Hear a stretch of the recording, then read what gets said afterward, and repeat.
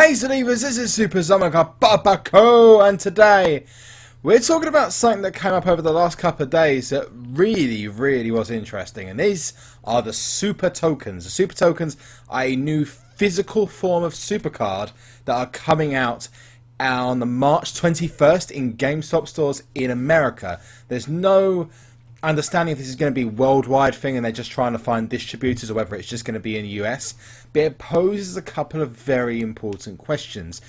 None maybe more important as to what happens next with WWE SuperCard. In the most recent update, you may have noticed that you were given access to a QR scanner, and sometimes it gave you access to using a webcam if you're using, for example, BlueStacks. Now, the reason why that was is because they were introducing QR codes. We now know why they were introducing QR codes, and the QR codes were for the cards, which I'm going to show you in a second.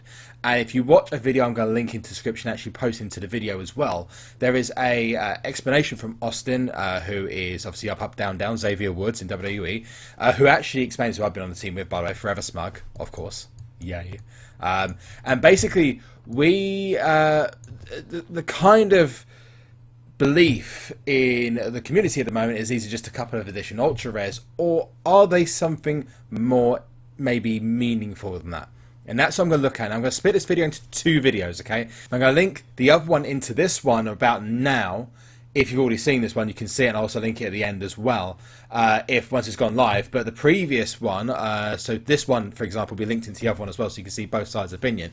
And I'm going to talk about my positive thoughts about this, first of all. So we're going to start off by looking at the cards themselves. As far as I'm aware, there are 8 cards in total in this pack, so 8 cards. And the ones you can't see here are Daniel Bryan, Seth Rollins, Roman Reigns, and Sting. But as far as I can see in terms of the cards being transferred over, and this maybe with Sting is it gets a little bit complicated because he never had a WrestleMania card. You've got these cards here, and the stats are exactly the same. Now, the fact they're all down arrows apparently is some kind of marketing error. It's something that should be completely ignored. But there's a couple of things that maybe you should pay attention to on these, and we'll talk about the more in-depth details of what this could mean in our next video.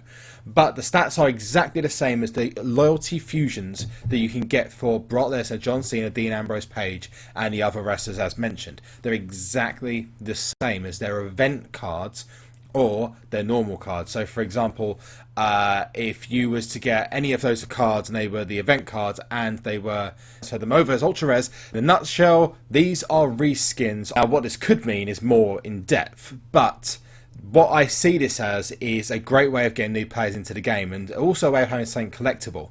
Now, one thing I have to say to you up front, just to get the disappointment out of the way, these are not physical supercards. Yes, they are on film or some kind of paper, but the paper's very, it's very damageable. It could easily be ripped.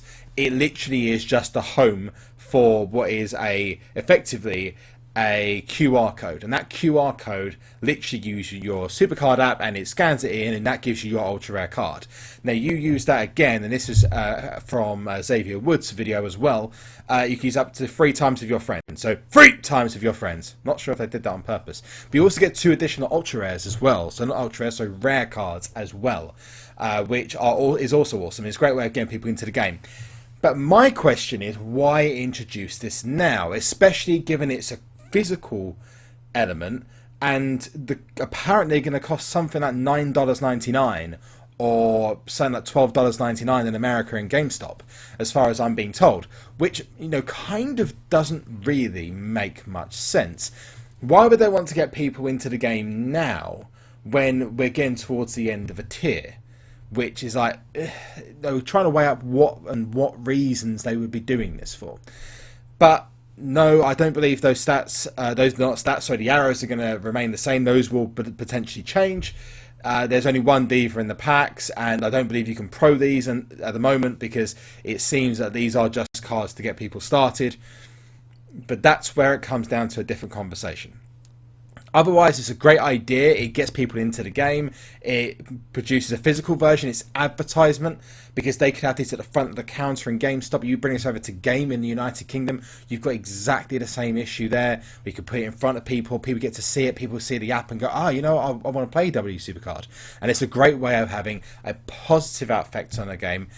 Maybe this is one of the things that they're trying to do to improve the game's, I don't know, image or the game overall in terms of getting more players into it and whatnot, because a lot of people have dropped off recently. So maybe this is that route.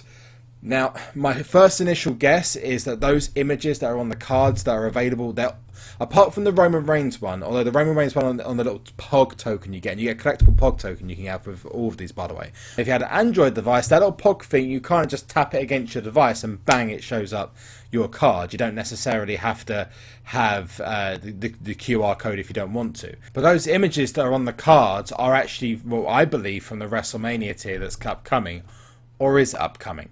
So we'll find out, I guess, more news soon. They're released on March the 21st. I've already been in contact with a couple of people in the United States to see if I can get a couple over if they're not announced for Europe. I'd be very surprised if they're not, if I believe what I think they're going to try and do with SuperCard once these have been released. And March 21st definitely suggests that an update is going to be coming soon. So with that in mind, I'm going to leave you guys there to ponder on that, and I'm going to link in the video now for my other, maybe slightly more cloudy thoughts on this. If you guys can let me know what you think of these new cards, this new scheme, the way that they're bringing a physical element into SuperCard, in the comment section below, that'd be great. Remember to leave a like if you like what's going on. Even if you don't like what's going on, leave a like, because you know it's awesome. And also to share the video out to people you know, because they should know about this if they are playing SuperCard. But thanks so very much for watching, and I look forward to seeing you soon. Remember to drop an elbow on the subscribe button if you want to see more content whatsoever, and I'll catch you guys up very, very, very soon. So leave!